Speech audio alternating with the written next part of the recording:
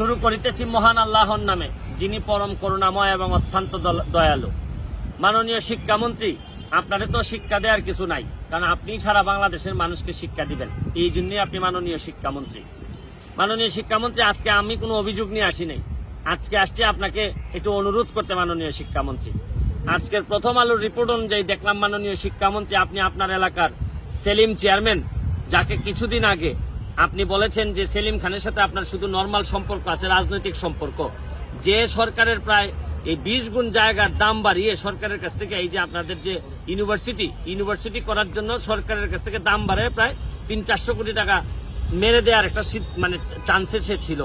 যাই হোক, প্রশাসনের কারণে সে এখন পর্যন্ত এটা কাজটা করতে পারে নাই। আজকে আরেকটা জিনিস দেখে মাননীয় শিক্ষামন্ত্রী, আপনাকে একটা অনুরোধ করতে চাই। মাননীয় শিক্ষামন্ত্রী, আপনার এই রিপোর্টে দেখলাম আপনি এই পর্যন্ত 4-5 বছরে আপনি ডিও লেটার দিচ্ছেন এই সেলিম চেয়ারম্যান, তার ভাই এবং তার ছেলের যে কোম্পানি, এদেরকে কাজ দেওয়ার জন্য এই 15টা ডিও লেটার দিচ্ছেন মাননীয় শিক্ষামন্ত্রী। মানে এরা যেন কাজ পায়, ঠিক আছে, নাব্যতা বজায় রাখার জন্য আপনার মনে হয়েছে যে এরা কাজ পাইলে নাব্যতা বজায় থাকবে যদি এরা বালু তুলে।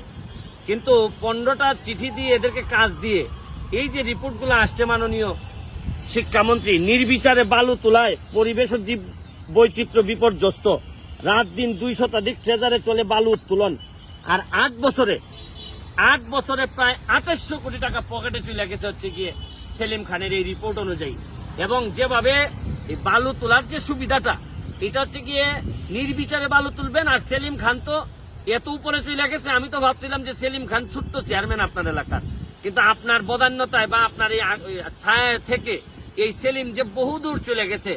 2800 কোটি টাকা যদি তার পকেটে গিয়ে থাকে বালুর মারফতি, তাইলে এখন আমি আপনারে যে অনুরোধ করব যে সেলিম সাহেব একটা জিনিস বলেন যে, হে সেলিম, তোমারে 15টা ডিও দিছি, এখন আপাতত একটা রিকোয়েস্ট করতেছি সেলিম, একটা ডিও লেটার দিয়ে রিকোয়েস্ট করতেছি যে তুমি বালু নিছো, এখন চাঁদপুরটারে নিয়ে যাইও না। চাঁদপুরটারে তো ধ্বংসের দিকে নিয়ে যাচ্ছেন এই সেলিম খান এবং সেলিম খানের পরিবাররা। দেখেন, আপনি আশ্চর্য হবেন যে এই সেলিম খান 2800 কোটি টাকা যদি শুধু বালু থেকে বানাইতে পারে, আবার আপনি বলছেন যে সেলিম খান আওয়ামী লীগের লোক, এই জন্য আপনি যোগাযোগ রাখতেছেন। আমার বিশ্বাস যে আপনি জানেন মাননীয় শিক্ষামন্ত্রী, যে কোনো ভদ্রলোক যদি আওয়ামী লীগ করে আর সে যদি দুর্নীতির সাথে জড়াই যায়, আমি যদি নিশ্চিতভাবে বুঝি সে মানুষের ক্ষতি করতেছে, সে দেশের ক্ষতি করতেছে, সে দুর্নীতিবাজ, তাইলে বঙ্গবন্ধুর আদর্শ হচ্ছে গিয়ে দুর্নীতিবাজ কখনো আওয়ামী লীগের হইতে পারে না।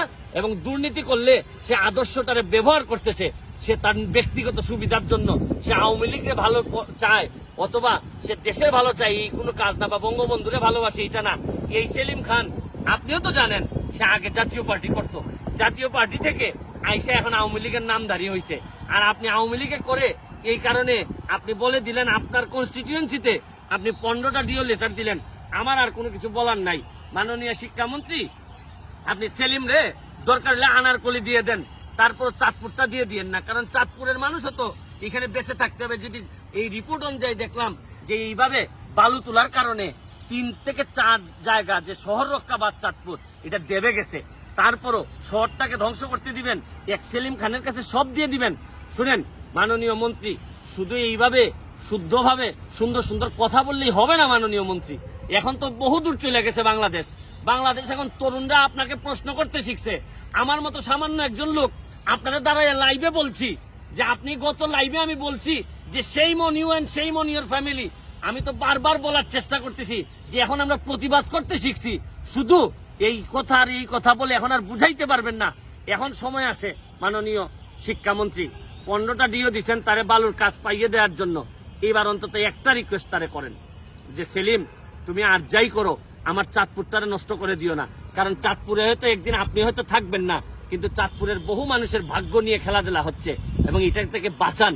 যদিও আমি চাঁদপুরে যাব না, আমার চাঁদপুরে বাড়ি না, কিন্তু আমার কাছে মনে হয়েছে, কারণ চাঁদপুরের কোনো লোকের এই সেলিম খানের বিরুদ্ধে কথা বলার মতো সাহস নাই।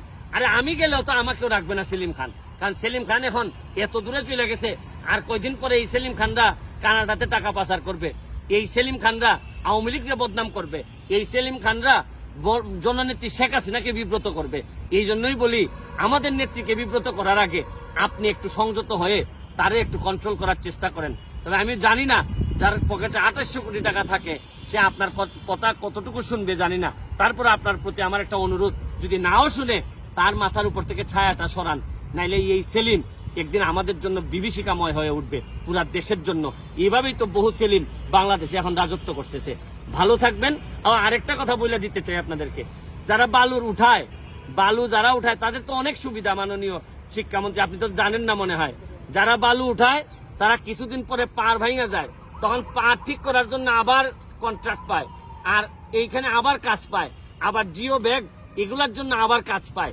মানে এরা তো শুধু ব্যবসা আর ব্যবসা, কোনো অসুবিধা নাই, বাংলাদেশ গুল্লায় যাক, কিন্তু এরা ব্যবসায়ীরা, আপনার লোকরা ভালো থাকবে এটা কোনোদিনই হইতে পারে না। এটা বঙ্গবন্ধুর আদর্শের কথা না। মাননীয় শিক্ষামন্ত্রী, এইরকম শিক্ষা আপনি বাংলাদেশে দিয়েন না।